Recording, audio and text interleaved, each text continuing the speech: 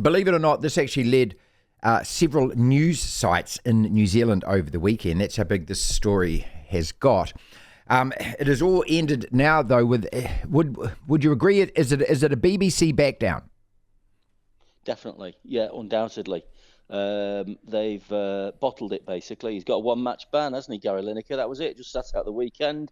Went to watch his beloved Leicester lose at home to Chelsea, and now he's back in the fold. And I just see it as an overwhelming victory for Gary Lineker over the BBC, who underestimated the depth of feeling in favour of Lineker and got it badly wrong.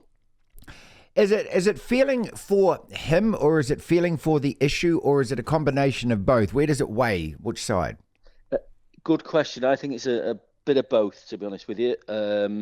Obviously, it's a divisive issue, the aspects of immigration in this country, and whether Lineker should comment as a sports presenter on such a matter. The BBC have wrapped his knuckles in the past. He's ignored it. He felt he was untouchable almost. And he still was defiant right to the weekend, and then the BBC took the action and said, well, we're going to stand him aside. And then there was a huge depth of feeling from pundits across England that meant that programming was severely hit, and the iconic Match of the Day programme was reduced to 20 minutes. I actually watched it myself. Quite enjoyed it, actually. No commentators, no pundits. Nice, quick 20 minutes. I went to watch Burnley and Wigan, actually. I was working for a national radio in England at Burnley and Wigan, and there was a colleague next to me who was working for the national BBC station, and she turned up and she was still unsure whether she was actually going to go on air. And they decided to go on air at 5 to 3 and just do the commentary, provide the service to the listeners, quite rightly so as well. And it's all very well for Gary Lineker to turn around and take this high and mighty stance, and also for his colleagues as well, the likes of Ian Wright and Alan Shearer, to get on a high horse and say, well, we stand shoulder to shoulder with Gary Lineker. But there's a lot of people who are in the industry, who are freelancers, who basically rely on that for their income. So, it's a very emotive, provocative subjects. I think the government have got themselves into a right hole over it as well, because the spotlight has been on a Lineker, and it is a subject that just completely splits the whole country, because like Lineker, there are a lot of people who think that we should open the doors and let them all come in from Calais to Dover to England and set up life here. And there's a lot of people who think, well, immigration's great for the country, if only we had enough room and the infrastructure, the schools, the motorways, the housing is just inadequate to cope with it. So it's all very well, again, for Lineker to say, well, I've had a refugee, and I've got a very good friend of mine who lives in London. He's had a Ukrainian mother and daughter who fled from Kyiv. He's been staying with her since last summer, almost been there 9 months now. A very admirable thing to do. A lot of people are doing it. But there's also, the people can't get the kids into school because there's so many people coming over from other countries. And everybody wants to go to Britain. They think, well, we get all the benefits. And that's the view on it. And but other people just say, well, hang on a minute, the floodgates have got to stop, and it's a huge subject, going back to Lineker, because it opens up all these wounds and all these discussions about the whole debate. But whether he, as a high-profile sports presenter, should be in that position really to pass comment on his social media channels about it is the issue, and I just don't think he should do. I suppose the BBC let themselves down because there are other presenters like Alan Sugar who pass comment. There's a wildlife expert, Chris Packham, as well, who does it. So the BBC have boxed themselves into a corner because they've not been consistent with all the presenters.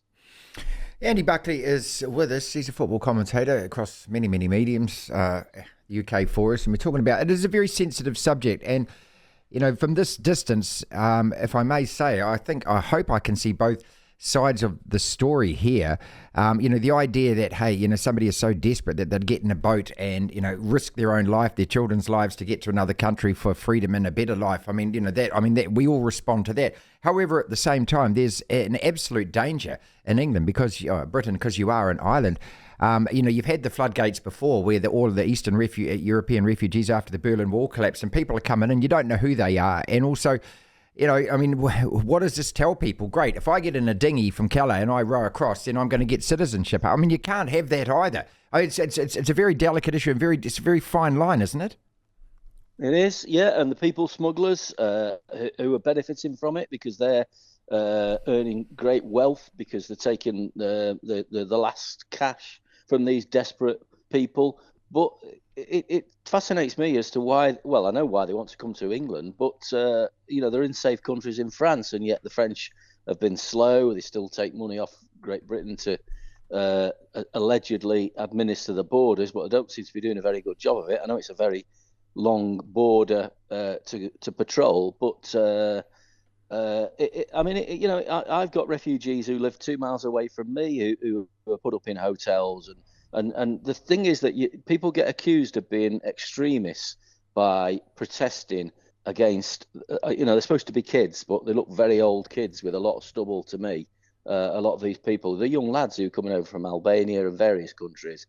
And it's going to be the biggest issue at the next general election, which is probably going to come sooner rather than later. We all know which way the result is going to go because the Conservatives have made a complete and utter hash of it. Maybe the cycle of politics is such that after 13 years of power, it's time for a change, and another Labour government, should get their chance to run the country. This is the way these things go.